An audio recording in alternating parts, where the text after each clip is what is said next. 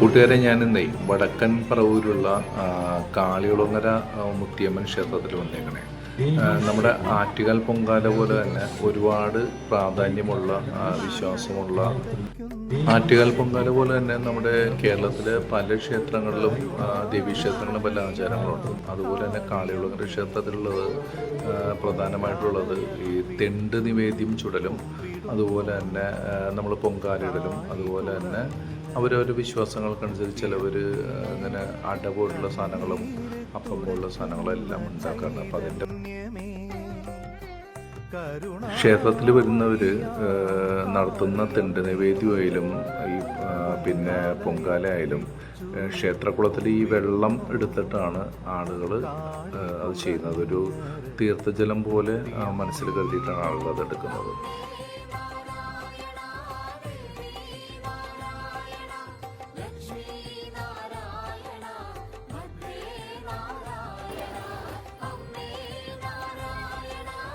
ഈ കാളികുളങ്ങര അമ്പലത്തിൻ്റെ പ്രത്യേകത എന്ന് വെച്ചിട്ടുണ്ടെങ്കിൽ, നമ്മൾ ആ ഉത്സവ നാളുകളിൽ രാത്രിയൊന്നോ പകലൊന്നും ഇല്ലാതെ ആളുകൾ കുടുംബസമേതം അല്ലെങ്കിൽ അവരെ അയൽവാസികളുടെ കൂടെയും ബന്ധുക്കളുടെ കൂടെയും അല്ലെങ്കിൽ സുഹൃത്തുക്കളുടെയും എല്ലാം വന്ന് അവരുടെ വിശ്വാസങ്ങൾക്കനുസരിച്ചിട്ട് ഈ തെണ്ട് നിവേദ്യം, അതുപോലെ തന്നെ പൊങ്കാല, അപ്പമട എല്ലാ സാധനങ്ങളും ഉണ്ടാക്കുന്നത് ചൂടും പൊടിയും ഒന്നും വകവെക്കാതെ രാത്രിയൊന്നോ പകലൊന്നും ഇല്ലാതെ ആ ക്ഷേത്രത്തിന് ചുറ്റുമുള്ള ഒരു കൂട്ടായ്മ, അതൊരു വലിയൊരു കാര്യം തന്നെ. അത് കാണാൻ നമുക്ക് കണ്ണിനും മനസ്സിനും സന്തോഷം പകരുന്നൊരു കാഴ്ച തന്നെയാണത്.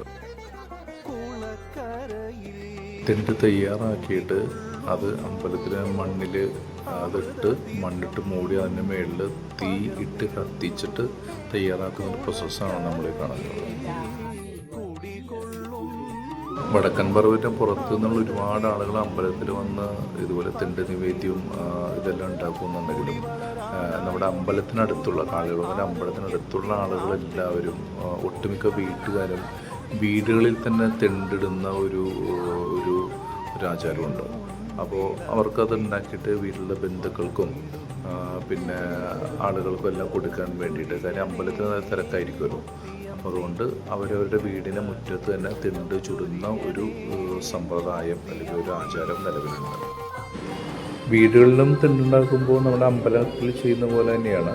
ഇതുപോലെ മണ്ണ് ഇതുപോലെ മാറ്റിയ ഒരു സ്പേസ് ഉണ്ടാക്കി നമ്മൾ കെട്ടിയ തെണ്ട്, അതായത് അരിയും ശർക്കരയും തേങ്ങയും ഏലക്കായും പിന്നെ അതുപോലെ നട്ട്സും അതെല്ലാം കുറച്ച് ചേരുവകൾ, നാച്ചുറലായിട്ടുള്ള ചേരുവകളെല്ലാം ചേർത്ത് അത് പാള വൃത്തിയാക്കി അതിൽ കെട്ടി ഇതുപോലെ കൂട്ടിക്കെട്ടി അത് മണ്ണിൽ വെച്ച് മണ്ണിട്ട് മൂടി ഇപ്പോൾ വെക്കുന്ന ആ ഇതിനകത്ത് നിന്ന് ഇതിനകത്ത് മണ്ണ് ഒരു ലെയറിട്ട് മൂടി അതിന് മുകളിൽ ഈ പറഞ്ഞ പോലെ ഓലയും മടലും പൊതുമ്പും ചിരട്ടയും എല്ലായിട്ട് കത്തിച്ച് എല്ലാ സ്ഥലങ്ങളിലും ഒരേപോലെ ചൂട് കിട്ടി മണിക്കൂറുകളോളം നീളുന്നൊരു പ്രോസസ്സ് തന്നെയാണത്. ആദ്യം തീയിട്ട് കത്തിച്ച് കുറച്ച് സമയം കഴിയുമ്പോൾ 2-3 മണിക്കൂറുകൾ കഴിയുമ്പോൾ അത് മാറ്റി പിന്നെ ഇപ്പം നമ്മൾ ഇട്ടിരിക്കുന്ന ലെയറിൽ തെണ്ട് തിരിച്ചു വെച്ച് അതിൻ്റെ മറുവശത്തും കൂടി വീണ്ടും ചൂടിട്ട് അത് തീ കൊടുത്ത് ഒരേപോലെ അത് ടെമ്പറേച്ചറെല്ലാം കൊടുത്തിട്ട് ഉണ്ടാക്കുന്ന ഒരു നാച്ചുറലായിട്ടൊരു പ്രോസസ്സാണ്. ഉണ്ടാകുമ്പോൾ അവരൊരു കൂട്ടായ്മ, സ്നേഹം എല്ലാം നമുക്കിതിനകത്ത് വരുന്നുണ്ട്. ഇത് വളരെ എന്താ പറയുന്ന നമുക്ക് മനസ്സിനെ കുളിർമ വരുന്ന ഒരു കാഴ്ച തന്നെയാണ് അത്.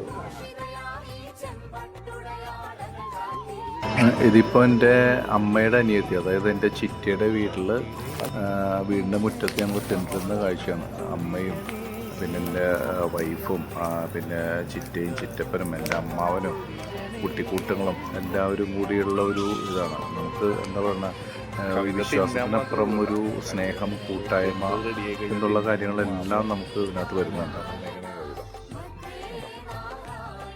ആള് ഭയങ്കരയാണ്.